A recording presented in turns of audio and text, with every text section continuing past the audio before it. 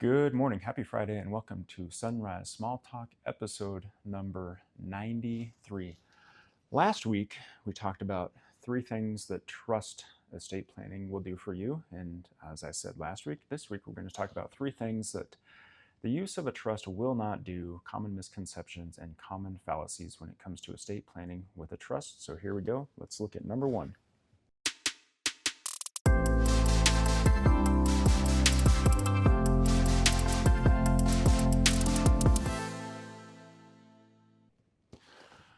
Number 1, and by the way, these are real questions that I actually get all the time, so I thought they would be good to address. My kids, if something happens to me and I have a trust, my ex-husband, my ex-wife, who's a horrible human, will not have custody of my kids. My new spouse, my parents, whoever it will be, will have custody of my kids if I have a trust. That's just not true at all. Having a trust has nothing to do with what will happen to your kids and who will be their guardians if something should happen to you. Number 2, creditor protection. If I get sued or if I'm named in some sort of lawsuit, my assets are protected because they're inside of a trust. That is 99.9% absolutely not true at all. One of the most common misconceptions that I hear when it comes to the use of a trust. Now, there are things called asset protection or credit protection trusts. I've never seen one of those. I know attorneys who set those up will typically charge $50,000, sometimes $100,000 just to set up one of those. But for most trusts out there, which there are dozens and dozens of types of trusts, they do not protect your assets against creditors. When we're just talking about basic estate planning with the use of a trust, it is not going to protect you from creditors, lawsuits, things of that nature.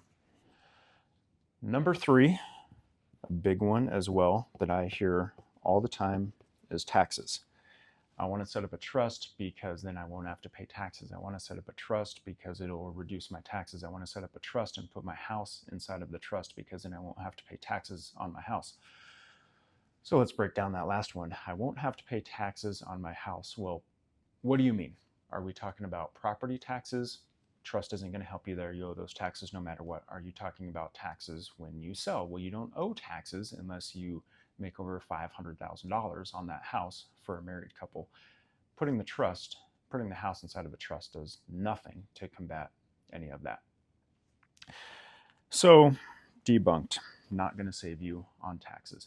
Now, all of this to be said, like I mentioned, there are something called asset protection or credit protection trusts.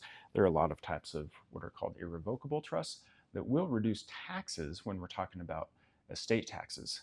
You don't owe estate taxes unless you're worth over about $30 million as a married couple currently. So what I'm talking about here really just applies to the most common types of trusts: living trusts, family trusts. They all have the same name and they do sort of the same thing. And what they do is what I talked about in episode number 92. They do not do any of these things that we're talking about in episode 93. So just some common misconceptions. Hope that was helpful. Estate planning is one of my favorite things to talk about, and it's very, very complex and it's never the same. So if you want to have any additional conversations with me, with the team about your estate plan, let us know. Take care. Have a great weekend. We'll see you soon.